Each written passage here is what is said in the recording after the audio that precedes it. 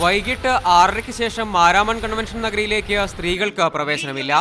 ഇത് തിരുത്തണമെന്നാവശ്യപ്പെട്ട് കൺവെൻഷന്റെ സംഘാടകരായ മാർത്തോമാ സുവിശേഷ പ്രസംഗ സംഘത്തിന്റെ യോഗത്തിൽ ഒരു വിഭാഗം പ്രമേയം അവതരിപ്പിച്ചിരുന്നു. എന്നാൽ ഈ നീക്കം സഭാ നേതൃത്വം ഇടപെട്ട് തടയുകയായിരുന്നു. നിലവിലെ രീതി തുടരണമെന്നാണ് സഭാ നേതൃത്വത്തിന്റെ നിലപാട്. സഭാവേദികളിൽ വിഷയം പലതവണ ഉന്നയിച്ചിട്ടും നേതൃത്വം അനുകൂല നിലപാട് സ്വീകരിക്കാതെ വന്നതോടെയാണ് കോടതിയെ സമീപിക്കാൻ സുവിശേഷ പ്രസംഗ സംഘത്തിലെ ഒരു വിഭാഗം ഒരുങ്ങുന്നത്. സഭാ നേതൃത്വം അതിന് തയ്യാറാവാത്ത സാഹചര്യം ഉണ്ടാകുമ്പോൾ തീർച്ചയായിട്ടും മറ്റ് മാർഗങ്ങൾ തേടേണ്ടതായിട്ട് വരും. നിയമത്തിൻ്റെ മാർഗങ്ങളും അതിന് അവലംബിക്കേണ്ടതായി വരും. അതിന് തക്കവണ്ണമുള്ള ചർച്ചകളും ഒക്കെ വിവിധ ഭാഗങ്ങളിൽ ഉണ്ടാവുന്നുണ്ട്. തികച്ചും പ്രായോഗിക കാരണങ്ങൾ മാത്രം മുൻനിർത്തിയുള്ള നിയന്ത്രണമാണ് കൺവെൻഷൻ നഗരിയിൽ ഏർപ്പെടുത്തിയിരിക്കുന്നതെന്നാണ് സഭാ നേതൃത്വത്തിന്റെ വാദം.